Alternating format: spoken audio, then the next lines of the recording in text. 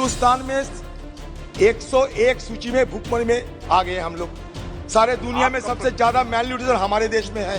Question that the honourable gentleman seeks is pertaining to portion and the Anganwadi system. About member of parliament, he is a gentleman. तो मुझे क्यों नहीं बोलने दिया गया? ये तो देश से जुड़ा हुआ मामला है। कांग्रेस पार्टी हमेशा किसानों पर झूठी राजनीति करती रही है। इसी के कारण पूरे देश भर में किसानों को दुर्दशा का शिकार होना पड़ा। हाय, मेरा नाम है सृष्टि। एक बार फिर आपके लिए ले आई हूँ संसद में आज दिन भर। संसद का माहौल हमेशा की तरह गर्मा गर्म रहा। शुरुआत भी आपको आज शायद सेम ही लगे, क्योंकि फिर नेता प्रतिपक्ष ने चीन का मुद्दा उठाया। राज्यसभा में चीन भारत झड़प पर चर्चा की मांग की जा रही थी। इस पर कांग्रेस अध्यक्ष मल्लिकार्जुन खड़गे ने कहा कि हमारा कोई भी सदस्य अगर चर्चा की मांग करता है या सवाल उठाता है तो उसे सारा सत्र क्यों नकार देता है। इससे ये होता है कि दूसरी तरफ की बात चली जाती है और हमें जो कहना है वो बात सामने नहीं आती। आप हमें मौका नहीं देते, लेकिन आप बार बार रूल की बात करते हैं। उन्होंने कहा कि भारत चीन मुद्दा बहुत अहम है। जरा सुनिए मल्लिकार्जुन खड़गे ने क्या कहा। सर, एक क्लैरिफिकेशन मुझे यहाँ देना जरूरी पड़ रहा है और ये सुनने लायक भी है। महोदय, मैं सदन में एक महत्वपूर्ण मुद्दे को उठाना चाहता था। आप जानते हैं कि बीते कुछ दिनों से अरुणाचल प्रदेश के तवांग सेक्टर में चाइनीज इनकर्शन जैसे बहुत गंभीर मुद्दों को सांसद उठा रहे हैं। हमारी सेना बहादुरी के साथ स्थिति का मुकाबला कर रही है। नेशनल सिक्योरिटी से जुड़ा हुआ ये बेहद गंभीर मुद्दा है। नहीं, मुझे क्यों नहीं बोलने दिया गया? ये तो देश से जुड़ा हुआ मामला है और देश की रक्षा की देश के। राज्यसभा में कांग्रेस सांसद दीपेंद्र सिंह हुड्डा ने एमएसपी का सवाल उठाया। उन्होंने कहा कि एमएसपी पर जो कमेटी बनी है उसका किसानों ने बहिष्कार किया, क्योंकि वो सदस्य किसान आंदोलन के खिलाफ थे और चेयरमैन वो हैं जिन्होंने 3 कानून बनाए और अब रिजार्व होकर एमएनसी में काम कर रहे हैं। एमएसपी पर गारंटी के समझौते को सरकार कब तक लागू करेगी? इस पर कृषि मंत्री नरेंद्र सिंह तोमर ने कहा कि कांग्रेस हमेशा किसानों पर झूठी राजनीति करती है, इसलिए किसानों को देश भर में दुर्दशा का शिकार होना पड़ता है। किसान आंदोलन के दौरान भी कांग्रेस ने दोहरा चरित्र अपनाया। जरा सुनिए मंत्री जी ने क्या कहा। सभापति महोदय, कांग्रेस पार्टी हमेशा किसानों पर झूठी राजनीति करती रही है। इसी के कारण पूरे देश भर में किसानों को दुर्दशा का शिकार होना पड़ा। किसान आंदोलन के समय भी कांग्रेस पार्टी ने दोहरा चरित्र अपनाया। जो कांग्रेस पार्टी सत्ता में रहते हुए कहती थी और जिन कानूनों की वकालत करती थी, हमने उन कानूनों को बनाया और बाद में जाके किसानों को उकसाने के लिए बैठ गए। माननीय उपसभापति महोदय, माननीय प्रधानमंत्री नरेंद्र मोदी जी ने किसानों को आश्वस्त करते समय कहा था कि मैं कृषि सुधारों के लिए समिति बनाऊंगा। उस समिति में वैज्ञानिक भी होंगे, अधिकारी भी होंगे, राज्य सरकार के अधिकारी भी होंगे, किसानों के प्रतिनिधि होंगे।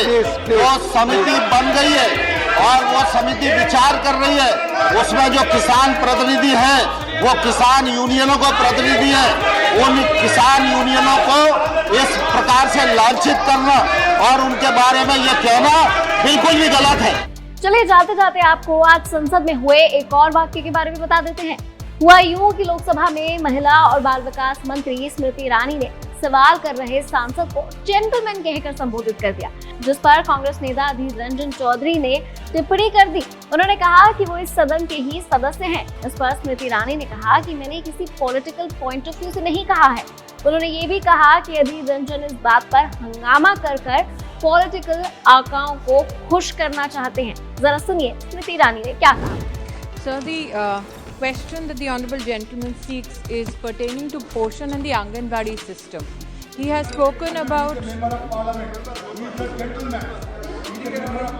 I would, sir, through you, request the honourable member who stands here trying to ensure that I do not speak to score political brownie points to cease from an intervention while I'm trying to respond to an honourable member's.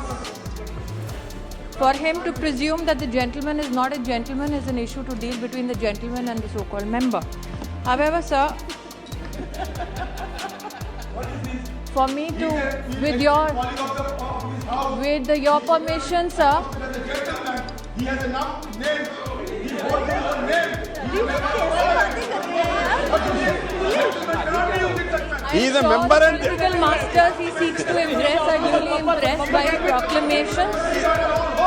I'm sure the political masters he seeks to impress are duly impressed, and he has received the accolades he so desired from the political masters he was trying to impress. Now, with your permission, sir, if given in a country where the parliament prescribes free speech, I be allowed to continue. Like I said, the gentlemen who are trying to create a ruckus for impressing political masters should now know that they have been duly noted.